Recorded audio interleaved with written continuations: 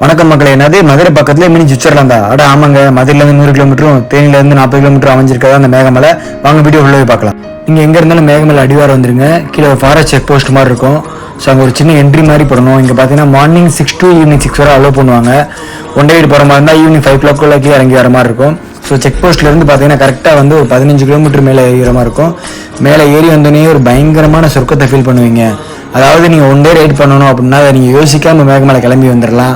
ஒரு பயங்கரமான ப்ளசண்ட்டான ஸ்டே, யாருமே இல்லாத இடம், ஒரு மாதிரி நேச்சராக ஃபீல் பண்ணணும்னா கண்டிப்பாக யோசிக்காமல் இந்த இடம் வந்துருங்க. மேகமலை லேக்கில் தான் இருக்கும். ஸோ இங்கே உள்ள மக்களுக்கு பார்த்தீங்கன்னா விவசாயம் தான் வந்து டீ எஸ்டேட் தான் உங்களோட மக்களுக்கு வந்து ஒரு இன்கம்மு.